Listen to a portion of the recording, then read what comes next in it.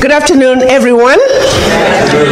Welcome to your home, the Great Africa House right here in Georgetown, Washington, D.C. To the presidents who are sitting at the podium, I want to take a moment to thank you for taking your time in your busy schedules to come and join us on this momentum occasion. To my sisters, Chairman of President of NAFIO, thank you again. This was last minute, but you had the call and you answered and you jumped up and you are here today. To my sister, Ms. Jensen, to my brother, Kojo Yanka, some of you, I have to give a shout out. He's writing a book titled From Jamestown to Jamestown. I can't wait, it's gonna be a thriller. To all my other diaspora sisters, members of PADIA, members of PADWA, we truly are grateful for you taking the time to come here today. Roland Martin back there, this is my first time to see you in person.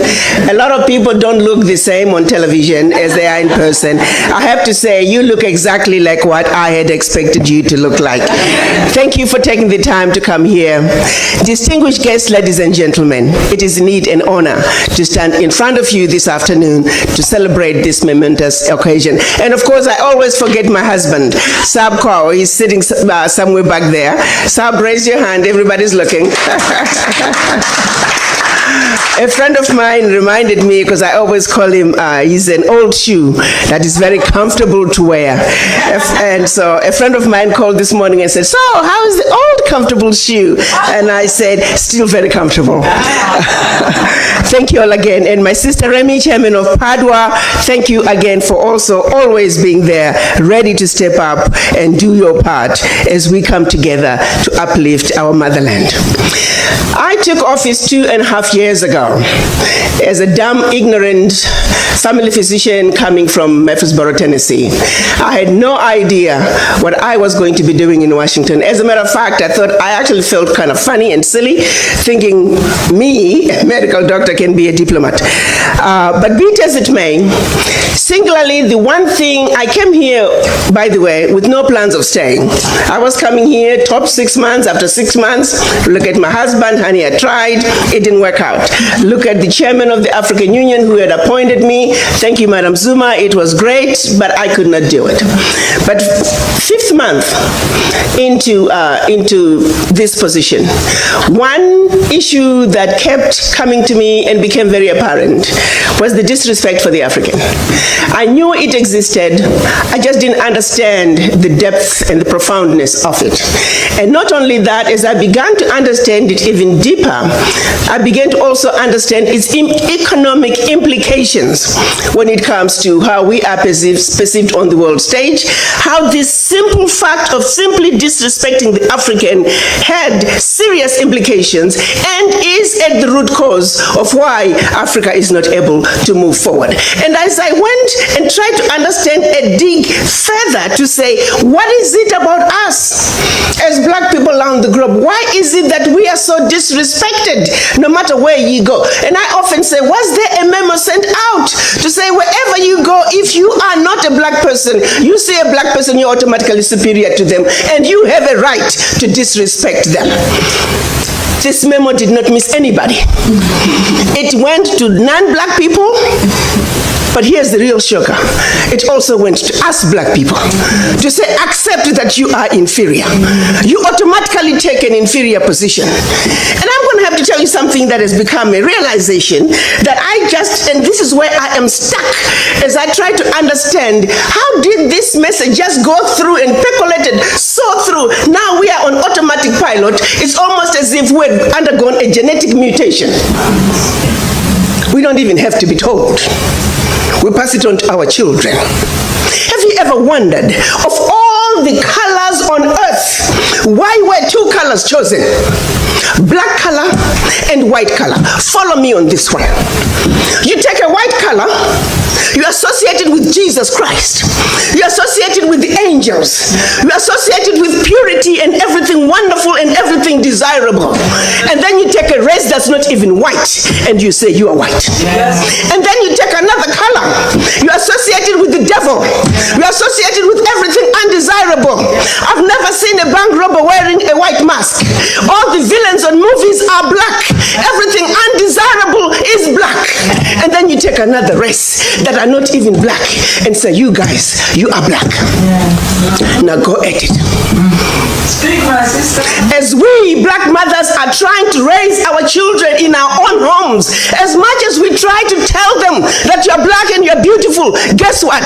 The minute they step outside the door, the messages are completely different. A barrage of subliminal messages telling our children that that which you represent is horrible.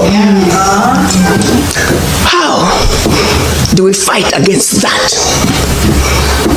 How do I tell my granddaughter that you're black and beautiful, but the world tells her otherwise? The voices echoing her blackness as a symbol of everything undesirable are much, much louder than even we black mothers. We come together, we can never drown those subliminal messages. They were all by design. Let me take you to the beginning. Certainly for Africa, your continent. Because as we gather here today, as we try to strategize, as we try to create those linkages between those Africans away from the continent and the Africans on the continent, we must understand, how did we get here? And for Africa, it starts with that monumental decision when the colonizers came together in Berlin in 1884. And let me say, prior to 1884, they were coming to Africa in a haphazard way. They had started with slavery. And then when they felt like they needed the slaves to stay on the continent, they say, oh, we no longer believe in slave trade. Let's stop it. No. It was really just another way of saying the labor is needed on the continent. Let's keep the monkeys on the continent so we can continue to exploit them. So 1884, they met in Berlin to organize themselves so they can effectively loot from the monkeys. They did not meet in Berlin to see to it that Africa would prosper. No. Let me repeat. The colonizers met in order to see to it that your Africa, our Africa, and her children, not only on the continent, are forever defeated and dominated. That was 135 years ago. The manner in which they did it, they took out the map of Africa while the Africans were sleeping, minding their own business. Started to chop up your continent into the tiny little countries that we see today. The bigger and more powerful a kingdom was, the more countries that came out of it. Not only more countries, but these countries were given to different colonizers who spoke different languages. Let me bring it home for a second.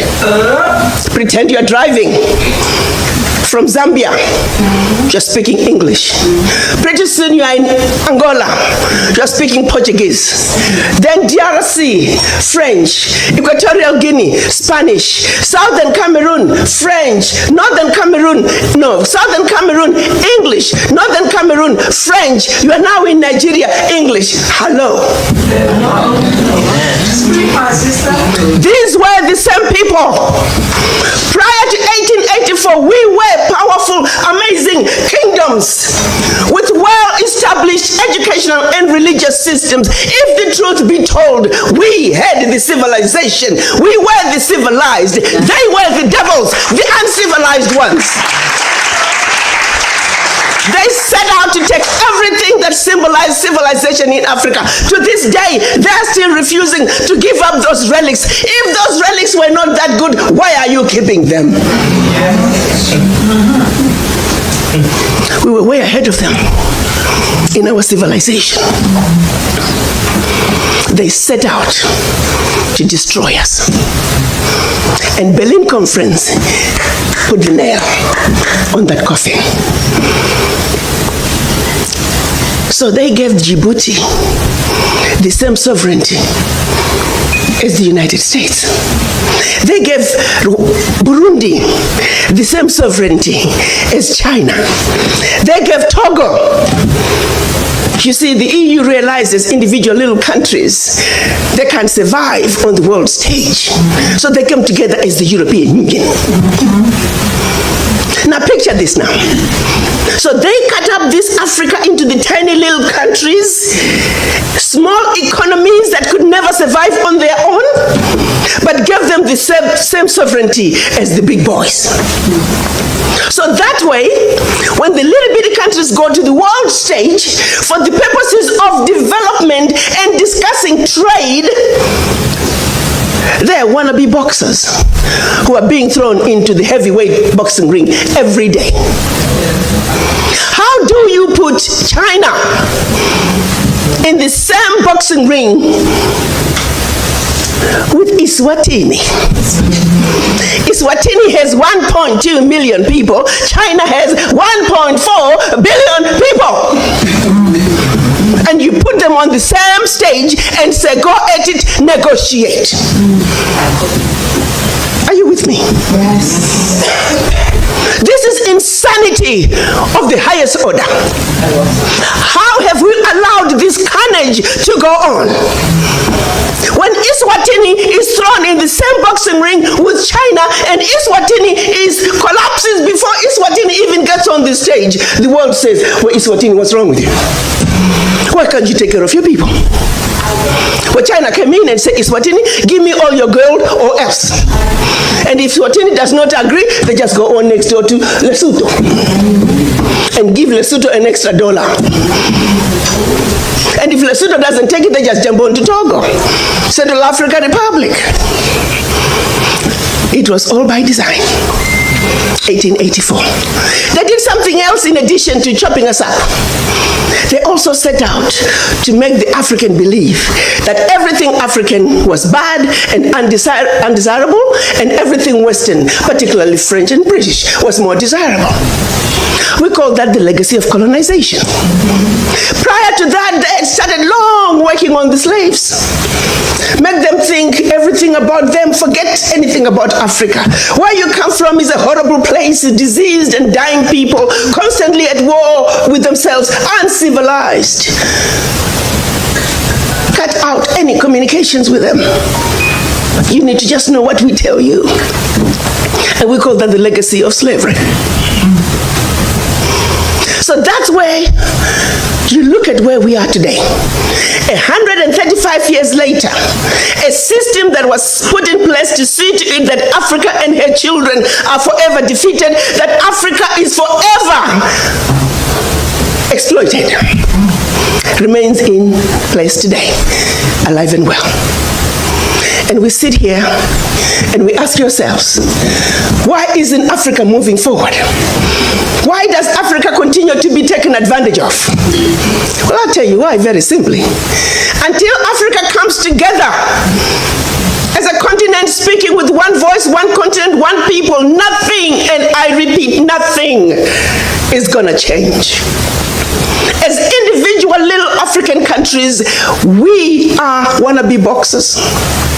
We will never make it fighting against the heavyweights. We must speak with one voice. And this is exactly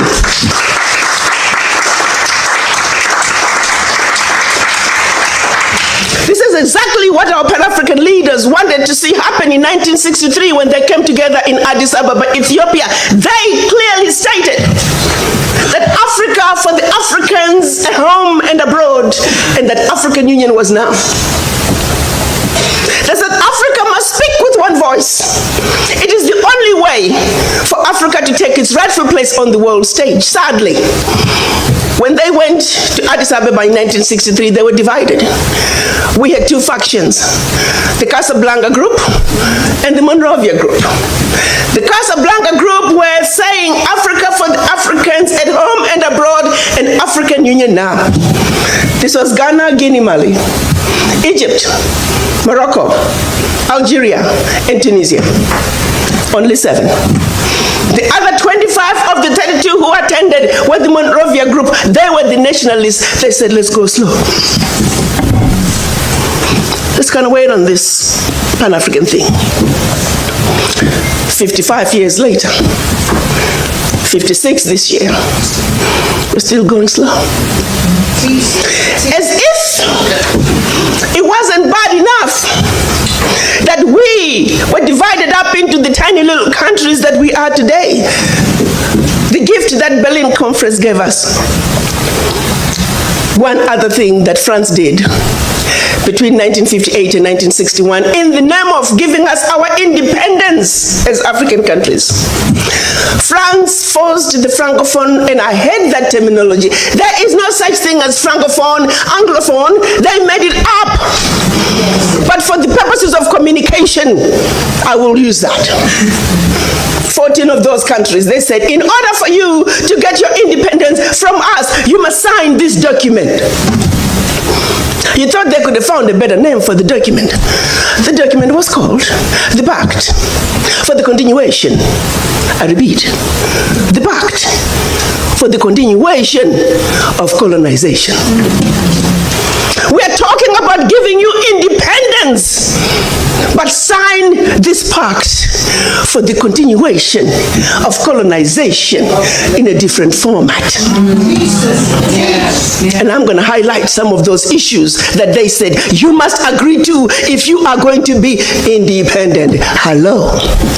Maybe we need to redefine the meaning of independence for the French.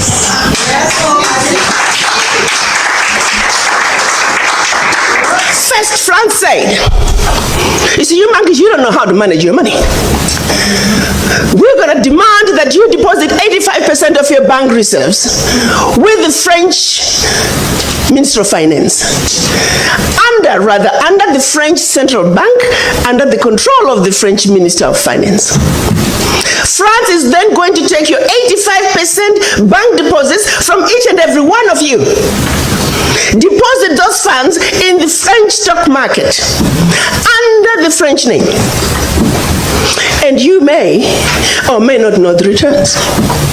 Today, as we speak, the latest figures are saying for every 14 billion that France invests in the stock market from Africa, they are realizing upwards of 300 billion in return. Every year, year in, year out, because of these deposits from the African countries, France is taking out of Africa over $500 billion. Now figure it out. For every 14 billion, the returns on the investment are over 300 billion, and they are taking over 500 billion. So in actuality, France is taking out of Africa trillions of dollars year in and year out from us poor people, Africans. Back to the pact. So should you want to access some of your money that you have deposited with France, you have to submit your country's financial returns. And if approved, you get to get it as a loan. You can only access up to 20% of your money year in, year out as a loan at commercial interest rates. Your own money. As if that was not enough. They said all your minerals discovered, yet to be discovered, all your oil discovered, yet to be discovered. France and French companies have the first right of refusal. If there's anything left over that the French companies do not want, your people might have. To this day. They said you will only use the currency that we created for you because you're special Africans. We call it the CFA. There was the Central African CFA and the Western African CFA, same animal. And that France is the only one that can print it for you. 1958. Fast forward. They're still printing it for us. And if you start misbehaving, they just stop printing your money. And your country's in trouble. They also said your language of instruction shall be French, whether you like it or not. that France will have military presence in your country, that your military can only be trained by France, that you can only buy military equipment from France, that you cannot have any military alliance with your neighbor, and that in the event of war, your allegiance is only to France. And furthermore, because they have military presence in your country, they can invade you without notice should they feel that the interests of France in your country are being violated. Teach, sister, teach. Speak, oh, sister. Fast forward, 2019, nothing has changed. The same people who have the audacity to tell us that we are poor countries, they are taking trillions out of Africa every year. And what is the African doing? Like an obedient, programmed black man, we just give in. We know the facts, but we just do nothing about it. Now, you have to say some of the fears are real, because in France that has sold you inferior equipment to theirs, France that has trained your military to be inferior to their military, they are now in your country. They can invade you. They have the permission to do so. They can destabilize you. And then one might say, why is it that African leaders haven't done anything about this deplorable situation? Well, let me tell you, my brother and sister, they have tried. Documented to this day, 22 coups where leaders were assassinated. France had something to do with it. The first 7, when they decided they were pulling out of the CFA and that they're going to print their own money, they were assassinated. Every time an African leader has tried to do what's best for their country, they were assassinated. Majority of them aided by France. It's a known fact. And then others, they were just mercenaries who felt that when there was a natural resource discovered in one country, they wanted to create a coup. So while the country is thrown into a civil war, they're siphoning the natural resource. We know of one particular story that had we not known about it, it would have been, oh, there we go again, the Africans. In about 25 years ago, a group of young, rich white kids were having fun in Cape Town. They found out that there was oil in Equatorial Guinea that just been discovered, and they wanted it.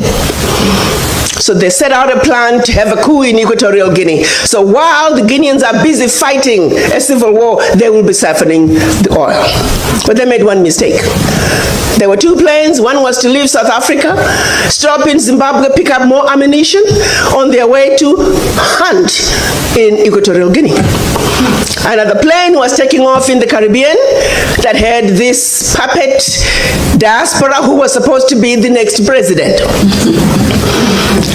Mugabe wondered why such young people needed such powerful ammunition to go hunt in Equatorial Guinea. In doing his research further, he found out that this was a coup in the making. He allowed them to land in Zimbabwe. They loaded their plane, and just before takeoff, they were all arrested. The ringleader of that group was none other than the son of the former Prime Minister of the United Kingdom, Margaret Thatcher. She had to fly to Zimbabwe and paid handsomely to get her son out. The last one of those prisoners left Zimbabwe about 6-7 years ago. Had these young people succeeded, it would have been another coup. There you go, the Africans again. Such, my brothers and sisters, is the story of your Africa.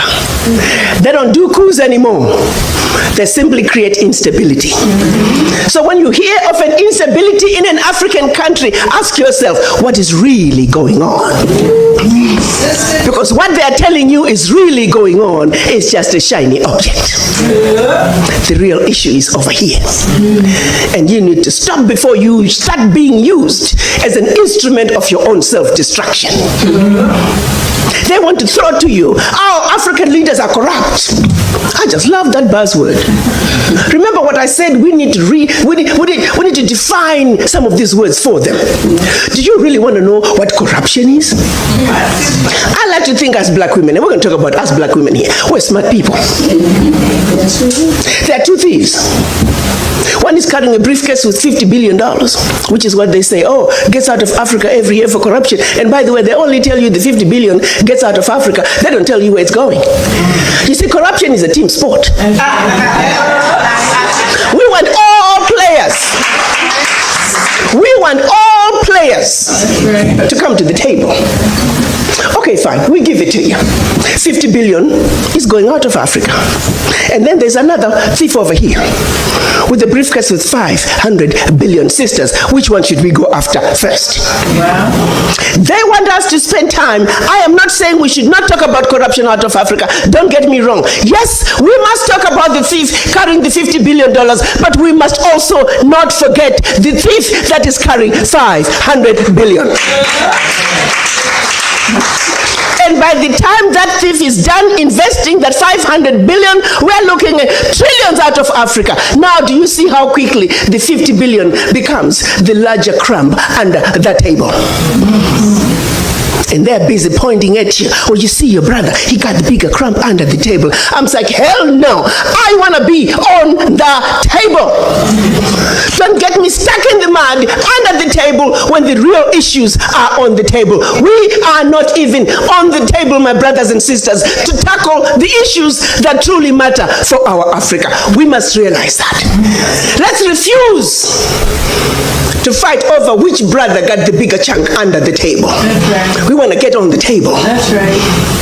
And the only way for us to get on the table is to understand our circumstances, is to understand how we got here, to see our Africa with 2020 vision. So we, the beautiful, intelligent, sophisticated, highly adaptable, and totally indestructible Africans can do what we need to do to move our Africa from the doldrums where we were left by the Berlin Conference, from the losing lane that we were left in by the Berlin Conference, into the right lane, where we can truly look at our issues and address them as Africans for Africa. So all is not lost, my brothers and sisters.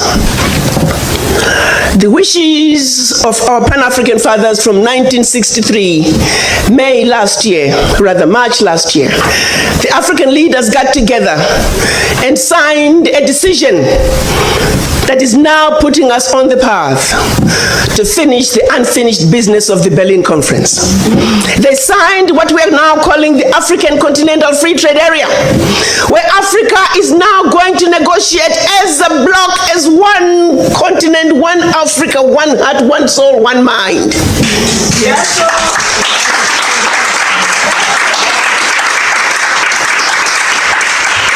52 African heads of state signed that agreement. We only needed 22 to ratify.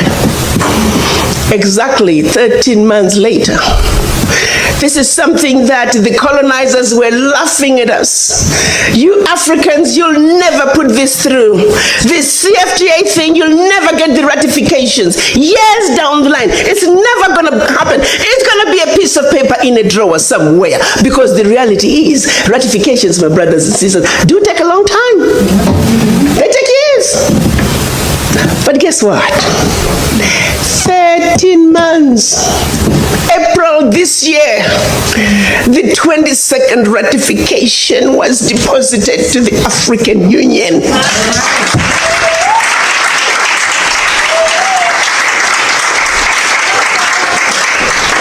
We're now sitting on 23 and more are coming. Because you know what? The sleeping giant is rising. The sleeping giant has found her teeth, and you recognize, let me underscore, the sleeping giant has found her teeth. Yes. Her teeth. Yes. game is over. When I speak to businesses in this country, my mandate is to see to it that Africa and the United States are the best partners the world has ever seen. America, the United States, and the Americas is the only region that has a heritage connection to Africa. And it is for that reason, in particular, that I'm on a mission to see to it that the marriage between Africa and the United States is the best marriage the world has ever seen. It is a marriage that's going to give birth not only to many children, but many beautiful children. I'm a woman on a mission. Yes. Yes. And that's why. That is why it is important that we begin to understand each other. That the misconceptions, the misunderstandings, the Africans don't understand the Americans, and the Americans don't understand the Africans. Our Caucasian brothers and sisters come to the negotiating table on a high horse. To them I say, get off your high horse. Yes. And we come to the negotiating table feeling automatically inferior. I also say to all of us, you are just as good as anybody else. Get off that underground. You need to rise up somewhere in the middle.